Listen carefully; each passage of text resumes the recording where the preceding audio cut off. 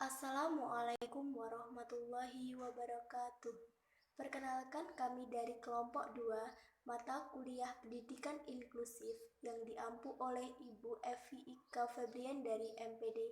Di sini kami akan membahas materi tentang faktor penyebab dampak peserta didik berkebutuhan khusus. Dengan nama anggota kelompok kami, yang pertama Laras Ayunda Amalia, yang kedua Muhammad Nur Cahya, yang ketiga Khuril Azizah, yang keempat Salma Rosyida Anwar, dan yang kelima Rangga Puji Setia Anugrah.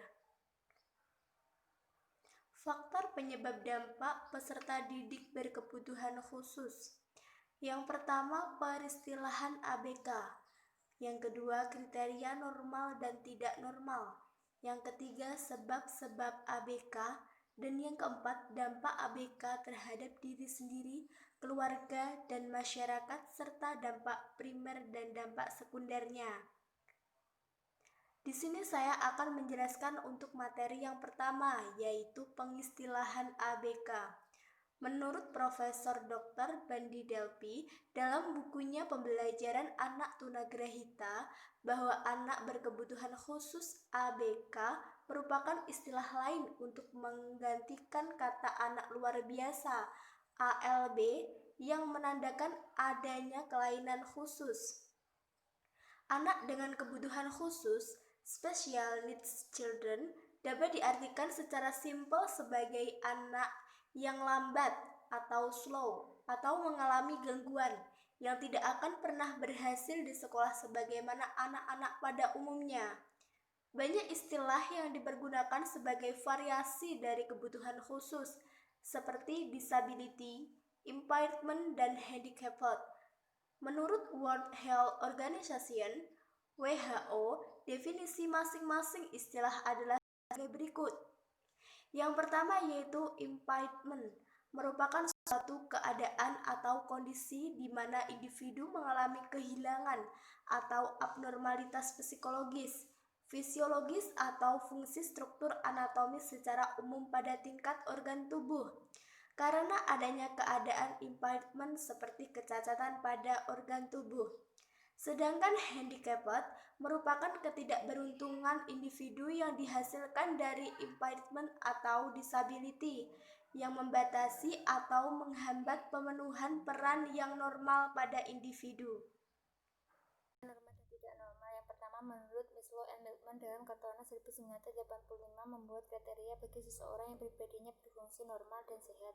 Yang pertama yaitu memiliki perasaan aman dan wajar, yaitu mampu berkontak dengan orang lain dalam bidang kerja, di tengah pergaulan, dan dalam lingkungan keluarga. Yang kedua, mempunyai derajat penilaian sendiri yang wajar, yaitu memiliki wawasan yang rasional dengan rasa harga diri yang tidak berlebihan.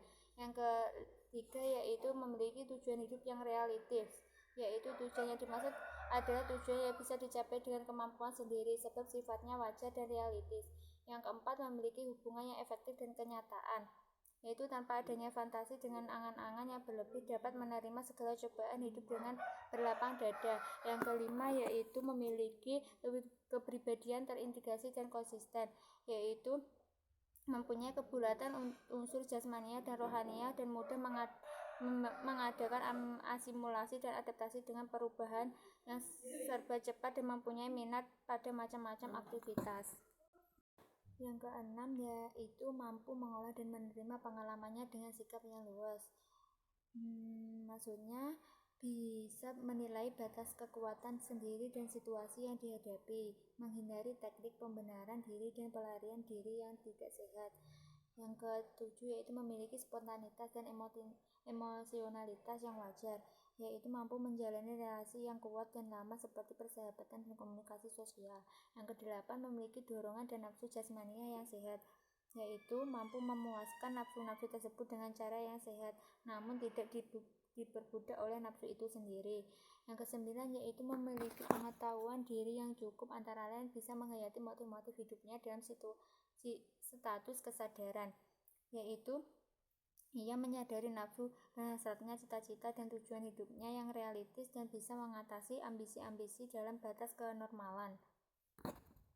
Kedua, menurut para ahli kesehatan mental menggunakan beberapa kriteria dalam pembuatan keputusan tentang apakah suatu perilaku ambinormal atau tidak.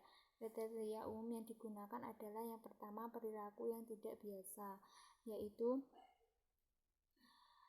perilaku yang tidak biasa sering dikatakan ambinormal. Hanya sedikit dari kita yang menyatakan melihat apapun mendengar sesuatu yang sebenarnya tidak ada.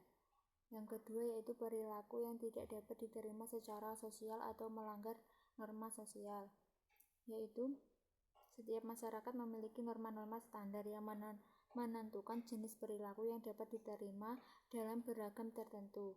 Perilaku yang dianggap normal dan satu budaya mungkin akan dipandang sebagai ambinormal dan budaya lainnya. Yang ketiga yaitu persepsi atau interpretasi yang salah terhadap realitas, yaitu sistem sensori dan kognitif yang memungkinkan seseorang untuk berbentuk representasi mental yang akurat tentang lingkungan sekitar.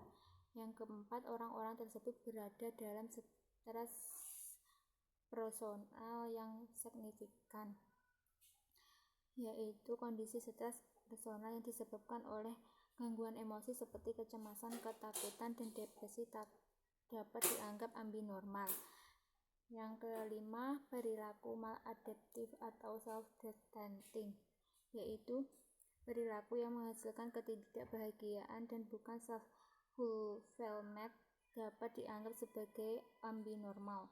Yang keenam yaitu perilaku berbahaya, perilaku yang menimbulkan bahaya bagi orang itu sendiri ataupun orang lain dapat dikatakan ambinormal. Sebab-sebab ABK atau anak berkebutuhan khusus. Ada 3 faktor yang menyebabkan anak berkebutuhan khusus.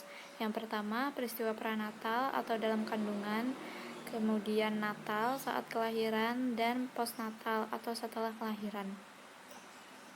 Peristiwa prenatal atau dalam kandungan, berbagai macam penyakit yang dapat menyebabkan kelainan pada janin saat ibu hamil. Di antaranya adalah keracunan darah pada ibu-ibu yang sedang hamil dapat menyebabkan janin tidak memperoleh oksigen secara maksimal, sehingga mempengaruhi syaraf-syaraf otak yang dapat menyebabkan gangguan pada sistem syaraf dan ketunaan pada bayi.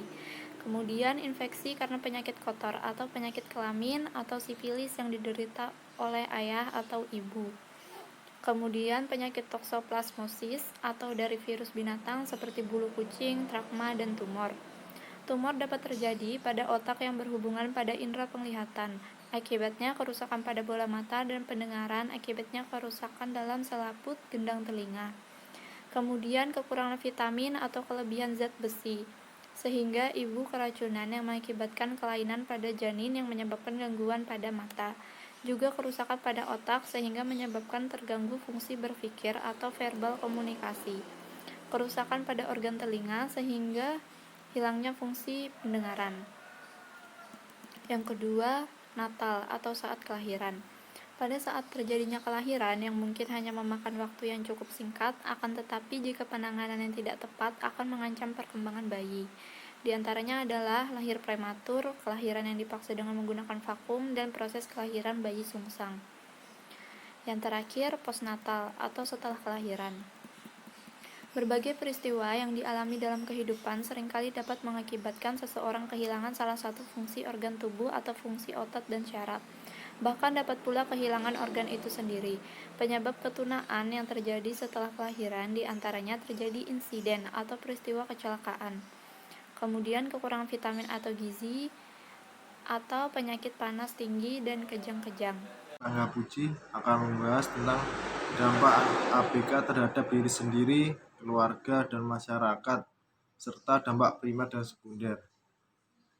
Yang pertama, dampak ABK bagi diri sendiri. 1. Kesulitan dalam kehidupan sehari-hari. Karena kondisi keterbatasan mereka, banyak mengalami kesulitan terutama pada aktivitas kehidupan sehari-hari, seperti memelihara diri sendiri, bagaimana cara makan, menggosok gigi, memakai baju, memasang sepatu, dan lain-lain. Yang kedua, sulit dalam penyesuaian diri. Karena perbedaan mereka saat berada di lingkungan bermasyarakat, sulit menyesuaikan diri. Akibatnya pembentukan pribadinya tidak maksimal atau karena kecenderungan diisolir oleh keluarga maupun masyarakat. Yang ketiga, sulit dalam penyaluran ke tempat kerja. Setiap pekerjaan memiliki syarat-syarat tertentu untuk masuk ke pekerjaannya. Karena keterbatasan yang dimiliki, mereka sulit untuk mendapatkan pekerjaan. Keempat, kesulitan belajar. Keterbatasan kemampuan fisiologi dari anak berkebutuhan khusus mengakibatkan kesulitan mencapai prestasi belajar bidang akademik. Yang kelima, mengalami gangguan kepribadian dan emosi. Keterbatasan pada fisiologis anak kebutuhan khusus menyebabkan keseimbangan pribadinya kurang stabil. Yang keenam, sulit dalam pemanfaatan waktu luang. Anak berkebutuhan khusus dalam tingkah lakunya sering menampilkan tingkah laku nakal dan mengganggu lingkungannya. Mereka tidak mampu menggunakan waktu untuk inisiatif kegiatan terarah. Yang kedua, dampak ABK bagi keluarga. Yang pertama, muncul berbagai masalah. Yang kedua, orang tua merasa terpukul atau shock. Yang ketiga, orang tua merasa ragu-ragu untuk merawat anak. Kemudian dampak kelainan bagi masyarakat. Seringkali muncul pandangan masyarakat yang miring terhadap anak berkebutuhan khusus, bahwa anak berkebutuhan khusus berbeda dari yang lainnya.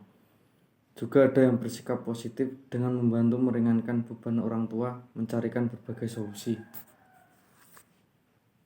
Selanjutnya, dampak langsung atau primer. 1. Gangguan mobilitas atau ambulasi. 2. Gangguan aktivitas bina diri atau activity daily living. 3. Gangguan dalam komunikasi. 4. Gangguan fungsi mental.